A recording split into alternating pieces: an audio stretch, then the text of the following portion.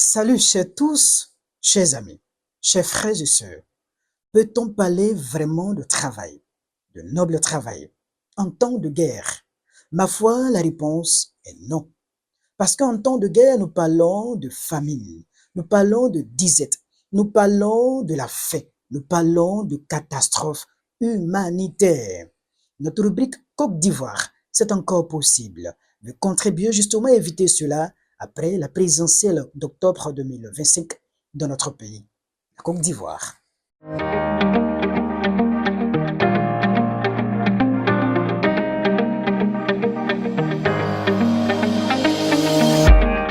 Côte d'Ivoire, c'est encore possible, est une lucarne d'espoir pour sensibiliser la population à des actions de paix à l'approche de la présidentielle d'octobre 2025 dans notre pays, la Côte d'Ivoire.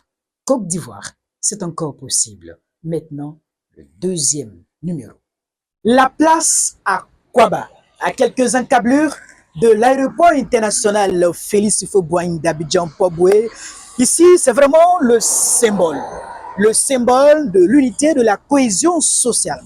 Cette cohésion sociale, cette unité dont nous avons plus que jamais besoin, à quelques mois de la présidentielle de notre pays, la Côte d'Ivoire. Notre personne ressource, notre compatriote qui a justement vécu la crise post-électorale de 2010 va apporter, n'est-ce pas, sa pierre à cet édifice. Bonjour ma soeur. Bonjour monsieur. Présentez-vous à nos internautes. Ok, je me nomme la sœur Myriam Paye. Alors en 2010, quand la crise post-électorale a commencé, où vous étiez? Bon, quand la crise a commencé, j'étais précisément à Bleu-le-Quin. À Bleu-le-Quin, dans l'Ouest ivoirien. Oui, oui. Comment était la situation lorsque la crise a commencé? Bon, lorsque la crise a commencé, au début, ce n'était pas trop difficile, mais arrivé à un certain moment, on ne pouvait pas tenir. Ils ont tué plein d'hommes même, plein d'hommes. Les mamans innocents et les papas innocents, même les femmes enceintes. Les enfants, ils ont égorgé, ils ont coupé les cesses, ils ont coupé tout ce qui est sur l'homme comme un tiel. Ça c'était à Bleu-le-Quin, dans la ville même? Bleu-le-Quin, dans la ville et comme dans les villages. Même vous étiez même dans la ville même de Bleu-le-Quin? Nous étions dans les villages. Quand tu étais dans un village de Bleu-le-Quin, comment on appelle ce village? Djibobli.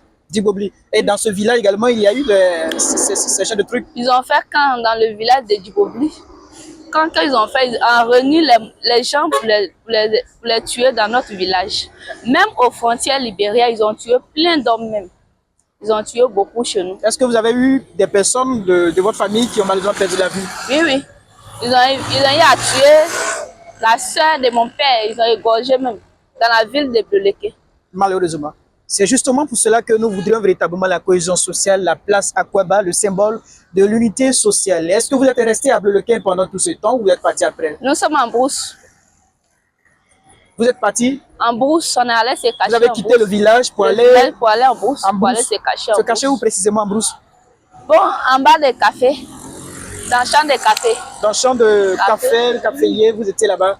Pendant tout ce temps, ça a duré combien de temps, ce temps de cachette dans le champ de... On a fait, je peux dire qu'on a fait 1 mois en brousse. Hein? Vous étiez avec qui? J'étais avec mon père, mes frères et soeurs et ma mère. Grand-mère, grand-père, tout ça là. Donc, par la grâce de Dieu, toutes ces personnes avec qui vous êtes cachés dans le champ de café sont... Nous sommes en bonne santé. En bonne santé. Et après ça, vous êtes revenu au village. Oui, oui. Comment était le village? Quand vous retournez au village après 1 mois de cachette? Ils ont brûlé partout, même notre maison. Ils ont brûlé le village, ils ont tué beaucoup. On a sauté les corps même avant d'arriver chez nous. Est-ce qu'aujourd'hui, vous avez de la rancune contre ces personnes qui ont tué vos parents? Est-ce que vous avez encore de la rancune? Ou bien vous n'avez pas donné? Bon, actuellement, je pense bien que tout le monde attend. Parce que quand ça va reprendre encore, nous tous, on a des venins dans nos corps parce qu'ils ont tué plein d'hommes. Donc nous avons des rancunes dans nos cœurs. Même jusqu'à présent? Jusqu'à présent. Mais pourtant, nous devons pardonner. Parce que nous n'avons qu'un seul pays et nous pensons que nous devons pardonner. C'est vrai qu'il y a encore de la douleur, de cicatrices, mais nous pensons que c'est vraiment le langage de paix dont nous avons besoin actuellement. Vraiment qu'on peut pardonner. Pour pardonner, ce n'est pas un problème. Mais il ne faut pas que ça va se répéter encore. Très bien. Donc ensemble, nous devons faire en sorte que ce que notre pays a connu ne se reproduise plus d'ailleurs même. Alors quel message à l'endroit de vos frères, de vos compatriotes, afin que ce qu'on a vécu en 2010 ne se reproduise plus jamais dans notre pays, la Côte d'Ivoire? Ok, ce que j'ai à dire à mes frères et sœurs qui sont là présentement, qui n'ont pas vu la guerre, qui ont eu aussi la guerre. Mais je vous demande pardon Parce que les innocents sont morts depuis l'année 2011. Il y a des bébés, il y a les femmes enceintes, les grands-parents des gens. Ça a détruit la vie de tout le monde de la Côte d'Ivoire. Dans les villages, même, on ne sait pas que les villages existent. Les forêts sont vendues parce qu'il y avait la mort partout, partout. Mais je vous demande pardon cette année pour que cette élection doit bien se passer, pour que nous autres aussi, nous qui sommes là actuellement, on doit avoir la paix du cœur. Merci. Voilà, on sent véritablement qu'elle en a vraiment sur le cœur. Mais ce que nous voudrions véritablement, vous, je n'ai pas vraiment vécu vraiment ce triste moment à l'ouest de la Côte d'Ivoire, c'était vraiment chaud. Mais vous aujourd'hui, quel message à l'endroit de ces femmes-là, afin que ces femmes-là parlent à leurs enfants, parce que ce sont les enfants de ces femmes-là, donc doivent donner des conseils à leurs enfants. Donc, qu'est-ce que vous pouvez dire à ces moments, afin qu'elles conseillent leurs enfants pour ne pas prendre les armes, pour ne pas s'aimer le trouble? Ok. Ce que je peux dire à les moments actuellement, on dit si quelque chose arrive, ça arrive. Le passé, moi je pense bien que le passé doit rester dans le passé. Très bien. Au plus ça va revenir au présent.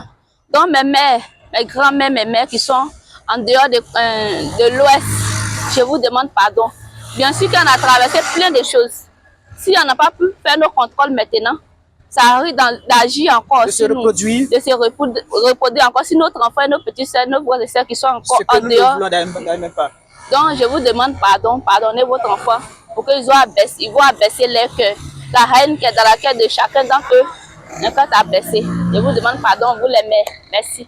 Est-ce qu'on peut dire aujourd'hui que c'est Mireille, non? Myriam, que Myriam aujourd'hui vraiment décide vraiment de pardonner, de tout laisser tomber et de ne plus avoir quelque chose sur le cœur, comme ces personnes qui ont été aussi instrumentalisées par d'autres personnes qui ont malheureusement tué.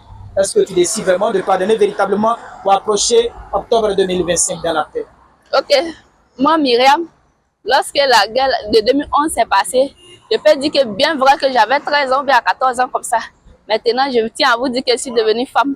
Et je pardonne tous ceux qui nous ont fait du mal parce qu'on ne sait pas qui a tué, qui n'a pas tué.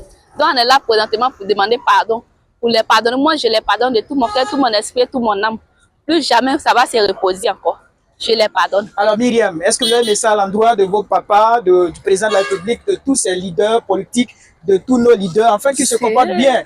Hein? N'aie pas peur du président de la République, du président Gbagbo, du président Soro. Quel message à l'endroit de tes grands frères qui dirigent le pays? Quel message? Ok.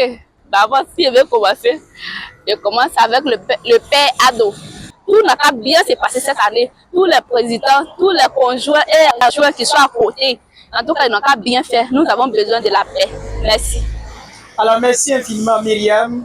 On espère que son message a été bien entendu par la population, par nos dirigeants politiques, parce que nous tous, nous voulons la paix.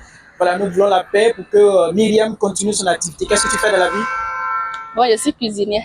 Voilà, donc pour que Myriam continue son activité, que moi aussi, je continue également mon activité. Myriam, est-ce que tu as un dernier message? Quel est ton dernier mot à l'endroit de la population qui te regarde? Ok. Mon dernier message que j'ai dans notre pays Côte d'Ivoire, les jeunes frères souffrent beaucoup. Je n'arrive pas à gagner du travail. Ça fait que beaucoup sont devenus les voleurs, beaucoup sont devenus des brigands. Comme nous, les jeunes filles aussi, comme les mamans. Parce que nous, les jeunes filles d'aujourd'hui, on n'a pas de métier, plein n'a pas de travail. Même si on travaille, on n'a pas été embauché. Il y a les filles même, ils sont là, c'est fun parce qu'il n'y a rien. On doit faire garçon en garçon. Donc moi, je vous demande pardon pour que cette année, tout doit bien se passer. Pour que nous, les jeunes filles, on doit avoir du travail aussi. Pour ne pas qu'on va se vendre partout. Parce qu'il y a plein de maladies maintenant. Si on n'a pas de travail, on va faire comment pour s'occuper de la famille qui sont derrière nous? Les parents nous ont créés, c'est pour qu'on va les aider aussi. Mais si on ne fait rien, on va devenir prostituée, on va devenir voleur ou bien voleuse comme ça. C'est pas normal. Donc je vous demande pardon. Organisez nos pays cette année. Nous avons besoin du travail et la paix. Rien que la paix. Rien que la paix. Rien que la paix. Et c'est vraiment tout le souhait de tous les Ivoiriens, de ma soeur et moi. C'est vraiment la paix que nous voulons. Ce qui s'est passé à l'ouest de la Côte d'Ivoire, cela ne doit plus se reproduire parce que l'ouest a vécu véritablement un désastre, vraiment une catastrophe inimaginable. Et c'est vraiment la responsabilité partagée. Nous ne disons pas que c'est un camp ou c'est l'autre camp. Nous disons ce que nous voudrions, c'est véritablement la paix, la réconciliation avant, n'est-ce pas, la présidentielle d'octobre 2025. Que Dieu garde la Côte d'Ivoire et à très bientôt, ma soeur. Amen. Nous disons, et nous le dirons encore et encore, avec Martin Luther King, il nous faut apprendre à vivre ensemble comme des frères. Sinon, nous allons tous ensemble mourir, malheureusement, comme des idiots. Que Dieu garde la Côte d'Ivoire et nous donne la bonne compréhension.